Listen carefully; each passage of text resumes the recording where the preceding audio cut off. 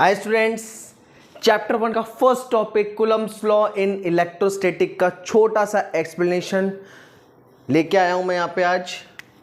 Coulomb's law in electrostatic, देखो chapter 1 के numericals हम 1 बाय 1 कर रहे हैं। प्लेलिस्ट में जाइए, सेज क्लासेस 11 12 के चैनल पे, 9 10 का चैनल अलग है।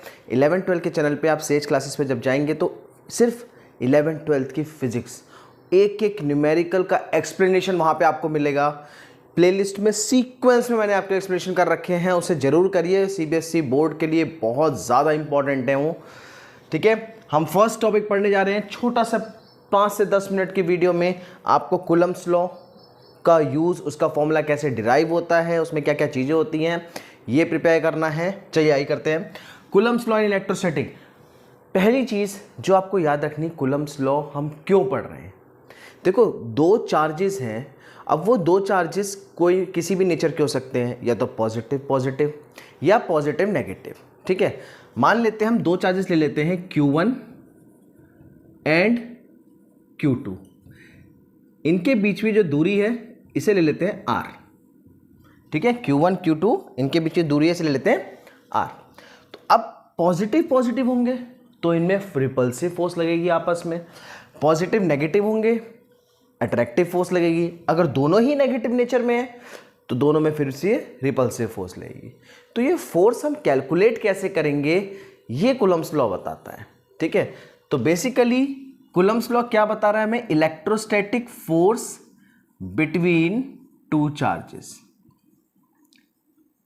Electrostatic force between two point charges Q1 and Q2 हम निकालने जा रहे हैं। सबसे पहली चीज जो आपको याद रखनी है, दिस फोर्स, ये जो फोर्स इसमें लग रही है इधर अट्रैक्टिव और repulsive, is directly proportional to product of charges. मतलब F is directly proportional to Q1 and Q2। ठीक है, दूसरी कंडीशन जो आपको याद रखनी है, दैट फोर्स जो होती है inversely proportional to square of distance between them. मतलब इनवर्स स्क्वायर लॉ फॉलो कर रही है। ये जो स्क्वायर डिस्टेंस है Q1 से Q2 तक R, इसके स्क्वायर के इन्वर्सली प्रोपोर्शनल होती है। ये बिल्कुल उसी तरीके से टॉपिक है, डेरिवेशन है, जिस तरीके से हमने यूनिवर्सल लॉ ऑफ ग्रेविटेशन पढ़ा था। आपको याद होगा, यूनिवर्सल लॉ ऑफ ग्रेविटेशन में चार्जेस की जगह दो मासेस थे, जिसे हम M1 और M2 लेते थे। कुछ इस तरीके से था मेरे ख्याल से, F directly proportional to M1 M2, है ना, और F inversely proportional to 1/r²। वहाँ भी दो बॉडीज होते थे, याद होगा आपको, सेपरेटेड बाय डिस्टेंस R। इसको हम A लेते थे, इसको हम B लेते थे। This is M1, this is M2, remember. अच्छा, इसको कंबाइन करके कुछ इस तरीके से आता था, देखो M1 M2/r² ग्रेविटेशन में। ठीक है, उसी तरीके से बिल्कुल सेम है यहाँ पे। जब तीसरे स्टेप में इसे मान लीजिए फर्स्ट इक्वेशन, इसे मान लीजिए सेकेंड इक्वेशन, और यहां पे हम लिखेंगे ऑन कंबाइनिंग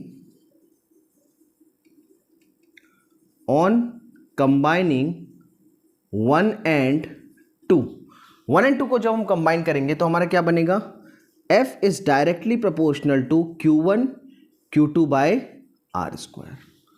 अब यहां पे याद होगा स्टूडेंट्स, आपको प्रोपोर्शनैलिटी साइन हटाने के लिए हम एक कांस्टेंट लाते थे, F is equals to G M1 M2 by R²। जी हाँ, यहां पे भी हम प्रोपोर्शनैलिटी साइन हटाने के लिए कांस्टेंट लाएंगे, जिसे हम लिखेंगे F is equals to 1/4πε0 Q1 Q2 by R²। ठीक है, यह आ गया हमारा मैग्नीट्यूड ऑफ फोर्स निकालने का फॉर्मूला। डायरेक्शन वाले केस में हम क्या करने वाले हैं, ये नेक्स्ट टॉपिक में, नेक्स्ट वीडियो में आपको वेक्टर फॉर्म में समझ में आ जाएगा। अभी आप मैग्नीट्यूड के लिए हम निकाल रहे हैं, इस पे ध्यान दीजिए, ये बढ़िया से प्रिपेयर करिए। ये फॉर्मूला बहुत जगह यूज होगा। और हाँ, थोड़ी सी इसमें हम बात कर लेते हैं। जैसे force F is equals to 1/4πε0 Q1 Q2 by R² हमने निकाल लिया। ये फोर्स है एयर की, मतलब जो मीडियम है, यहाँ पे जो हम 1/4πε0 ले रहे हैं, ये क्या चीज़ है। ठीक है, अब 1/4πε0 जो कांस्टेंट वैल्यू है permittivity of a free space, इसकी वैल्यू होती है 9 × 10⁹ न्यूटन मीटर स्क्वायर पर कूलम स्क्वायर। ये जी हाँ, ये बिल्कुल उसी तरीके का यूनिट है जैसे यहाँ पे जी की होती थी, याद है आपको? 6.67 इंटू 10⁻⁻11 न्यूटन मीटर स्क्वायर पर केजी स्क्वायर। वहाँ पे देखो मासेस थे तो केजी आ गया, यहाँ चार्जेस हैं तो कूलम्ब आ गया, ठीक है। लेकिन वहाँ पे तो यहाँ बात ख़त्म हो गई थी, यहाँ थोड़ी सी हमें और बात करनी पड़ेगी, क्योंकि ज़रूरी तो नहीं है कि चार्जेस सिर्फ हवा में ही हो या वैक्यूम में ही हो। अगर चार्जेस का मीडियम चेंज हो जाता है तब आप क्या करेंगे, उसके लिए भी बहुत सिंपल सा एक छोटा सा कंसेप्ट है, इसे पढ़ लेते हैं।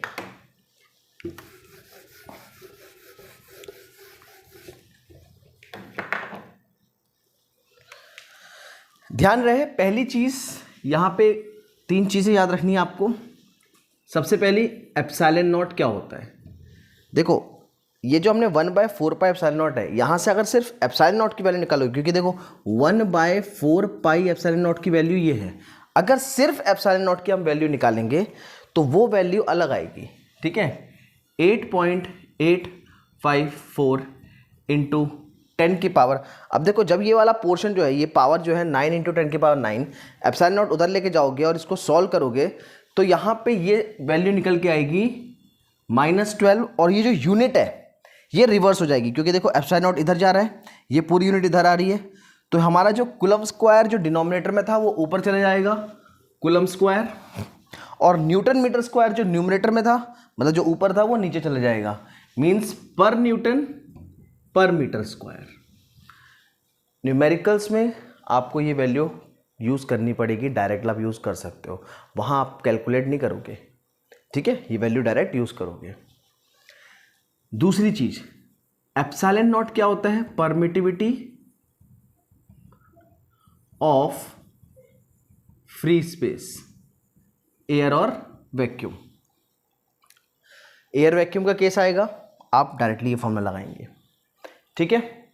लेकिन एक और चीज़ होती है एप्सिलॉन, परमिटिविटी ऑफ मीडियम, और इसके अलावा एक और चीज़ होती है एप्सिलॉन आर, जैसे हम लिखते हैं, that is relative permittivity, relative permittivity of medium.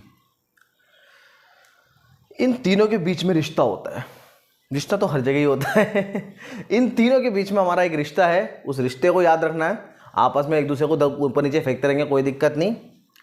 Epsilon r is equal to epsilon upon epsilon naught. इस रिश्ते को आप ऐसे भी यूज कर सकते हैं, और epsilon is equal to epsilon r into epsilon naught. इस गहरे रिश्ते को आप ऐसे भी यूज कर सकते हैं, ठीक है। चलिए रिश्ता निभाएं। यहां पे अगर को दो चार्जेस हमारे, ध्यान से देखिएगा, अगर दो चार्जेस ये जो रखे थे एयर और वैक्यूम में, ये किसी मीडियम में रख दिया जाए, कुछ तो प्रभाव पड़ेगा, उस प्रभाव को समझते हैं। Force in a medium. अब देखो जब मीडियम में रखेंगे तो परमिटिविटी फ्री स्पेस की यूज नहीं होगी, परमिटिविटी किसकी यूज होगी, मीडियम की। यानी कि ये जो फॉर्मूला हमने पढ़ा है 1/4 epsilon not, 1/4 permittivity of a free space ना यूज करके permittivity of a medium use करेंगे, जब फोर्स हम किसी मीडियम में निकाल लें। मान लीजिए चार्जेस कहीं पानी में है, कहीं ऑयल में है, कोई दूसरे मीडियम में है, तो 1/4 एप्सिलॉन, ठीक है, Q1 Q2 by r square. बाकी चीज़ें नहीं बदलेंगी, देखिए बाकी चीज़ें पूरी सेम है। अच्छा, एप्सिलॉन की वैल्यू अभी अभी हमने देखो यहाँ लिखा है, जो रिश्ता है इस रिश्ते को निभाने का समय आ गया है। Epsilon is equals to epsilon r into epsilon naught. यहाँ एप्सिलॉन की जगह ये रिश्ता रखो, तो ये हमारा रिश्ता बन गया 1/4। अब इसकी जगह 2 एप्सिलॉन नॉट और साथ में epsilon r, Q1 Q2 by r square. अब हमारा फोर्स निकल गया ये, ध्यान से देखना और इससे मैच करो भाई।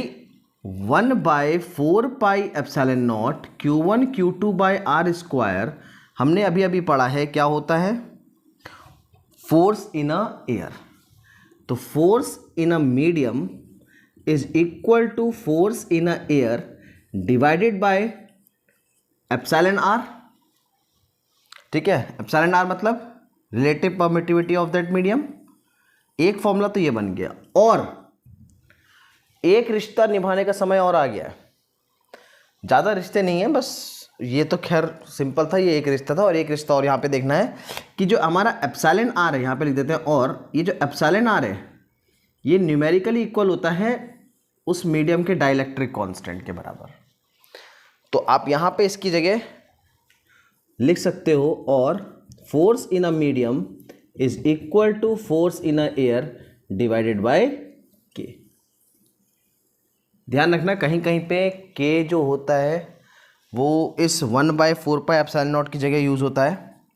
तो फॉर्मूला हमारा बनता है F इज इक्वल्स टू के Q1 Q2 by r square. मैं यहाँ पे के की वैल्यू इसमें यूज़ नहीं कर रहा हूँ, ठीक है, ताकि आप डाइलेक्ट्रिक से कंफ्यूज ना हो।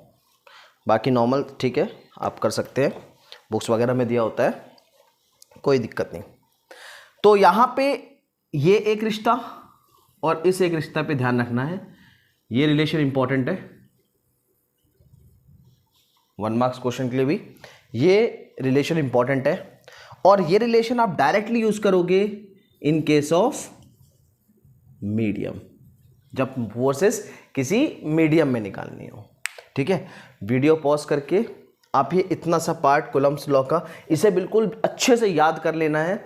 न्यूमेरिकल्स में ये चीज़ें यूज होंगी, छोटा सा कंसेप्ट है, और छोटे छोटे टॉपिक्स में आपको सारे, इसमें जो फर्स्ट चैप्टर सेकंड चैप्टर से लेके एंड तक क्लास 12th में छोटे छोटे टॉपिक में जितना आपको प्रिपेयर रखना है अपने पास, बोर्ड में लिखने के लिए जितनी चीज़ें आपके पास होनी चाहिए वो सब इसमें मिलेंगी। ठीक है, so do subscribe my channel.